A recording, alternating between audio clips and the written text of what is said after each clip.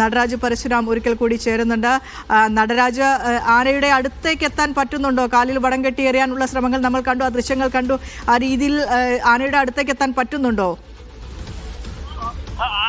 ഇവിടെ ഉണ്ട്. ആനയുടെ അടുത്ത് ഏതാണ്ട് സുരക്ഷിതമായ അകലത്തിൽ നമ്മൾ നിൽക്കുന്നുണ്ട്. പക്ഷേ ആനയെ തടയ്ക്കാനുള്ള നടപടികൾ ഒന്നും ഫലം കണ്ടിട്ടില്ല എന്നതാണ് ഏറ്റവും ശക്തമായിട്ടുള്ള കാര്യം.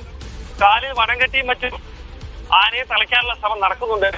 പക്ഷേ അതൊന്നും അങ്ങ് ശരിയായ രീതിയിൽ ചെയ്യാനുള്ള ഒരു സാവകാശം കിട്ടുന്നില്ല. ഇടഞ്ഞ വളരെ വേഗത്തിൽ പല സ്ഥലങ്ങളിലൂടെ ഓടുന്നതാണ് നമ്മൾ കാണുന്നത്. ജനവാസ മേഖലയിലൂടെ, തൃശ്ശൂരിലെ നഗരത്തിന് സമീപമുള്ള ജനവാസ മേഖലയിലൂടെ ആന ഓടുന്നതാണ് നമ്മൾ കാണുന്നത്. ജനവാസ മേഖലയിലൂടെ ആന ഓടുന്നതാണ് നമ്മൾ കാണുന്നത്. അതുകൊണ്ട് തന്നെ വടം കെട്ടി തളയ്ക്കാനുള്ള ശ്രമങ്ങളൊന്നും ഫലം കണ്ടിട്ടില്ല.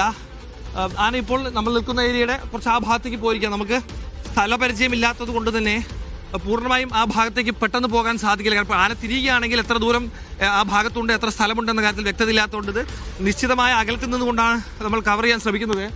ഈ പ്രദേശത്തെ ചില വിവരങ്ങൾ അറിയണമെങ്കിൽ ഈ സ്ഥലത്തിന്റെ പേരെന്താ? കുണ്ടുകാടി, കട്ടിച്ചിറയ്ക്ക് അടുത്തുള്ള അല്ലെ? പെരിങ്ങോട്ടുകര ഭാഗത്ത്, പെരിങ്ങോട്ടുകര ഭാഗത്ത്, കട്ടിച്ചിറ കഴിഞ്ഞ് പെരിങ്ങോട്ടുകര ഭാഗത്ത് എത്തിയിട്ടുണ്ട്. ഇവിടുത്തുകാരനാണോ? ആനെ കണ്ടപ്പോ പേടിച്ചു പോയോ? വാഹനങ്ങൾ തകർത്തുകൊണ്ടും മൊത്തത്തിൽ ഇവിടെ ഭീതി പരത്തിക്കൊണ്ടും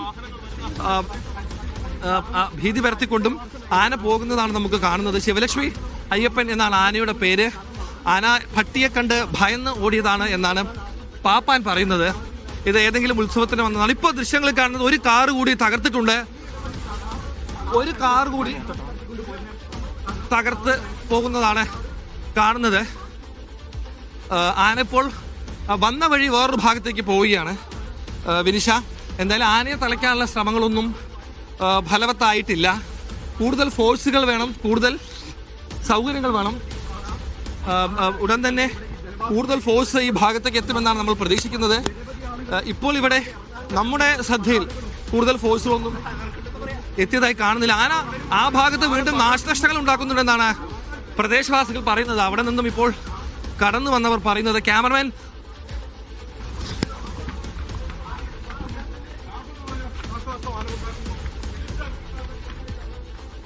കാര്യങ്ങൾ കൈവിട്ടു പോകുന്നൊരു സ്ഥിതി ഇവിടെ ഉണ്ട് വിനിഷ. കാരണം നിരവധി സ്ഥലങ്ങളിൽ ഇത്തരത്തിൽ നാശനഷ്ടങ്ങൾ ഉണ്ടാക്കിക്കൊണ്ടാണ് ആന പോകുന്നത്. അവിടെ പോയ ആളുകൾ ഇപ്പോൾ തിരിച്ചു വരുന്നത് നമുക്ക് കാണാൻ കഴിയും.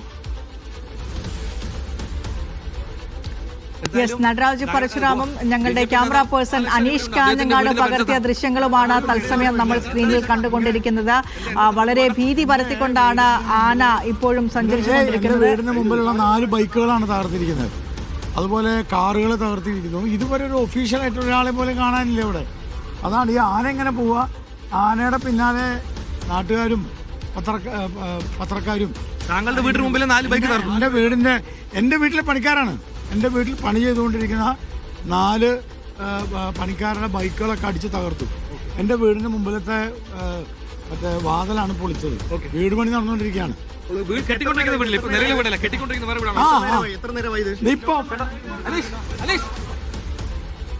എന്താ സംഭവിച്ചു? ബാക്കി എന്താ സംഭവിച്ചതെന്ന് വെച്ചാൽ ഞാനിങ്ങനെ എനിക്ക് പുറത്തേക്ക് പോകേണ്ട ആവശ്യമുണ്ട്. അപ്പോൾ ഞാൻ ഇറങ്ങാൻ നിൽക്കുമ്പോഴാണ് അവിടെ പറഞ്ഞത് ആന അടഞ്ഞിട്ടുണ്ടെന്ന് പറഞ്ഞു. അപ്പോൾ നോക്കുമ്പോൾ ആന അതിൽ വന്നെന്ന് പറഞ്ഞിട്ട് ഞാൻ അടച്ചിട്ട് ഇവിടെ നിന്നു. കുറച്ച് കഴിഞ്ഞപ്പോൾ ആന ഇതിൽ അവിടെ കടന്നുപോയി. അത് കഴിഞ്ഞ് വെയിറ്റ് ചെയ്ത് ഇത് കുറേ കഴിഞ്ഞപ്പോഴപ്പോൾ പറയേണ്ടത് ആന അത് വീണ്ടും തിരിച്ചു വരുമെന്ന് പറഞ്ഞപ്പോൾ ഞാൻ ഇവിടെ നിന്ന് കാണുന്നത് വെച്ച് കഴിഞ്ഞാൽ അതിൻ്റെ ഉള്ളിരിക്കുന്നുണ്ട്. എൻ്റെ പേര് കുഞ്ഞുമറിയത്, മാനാട്.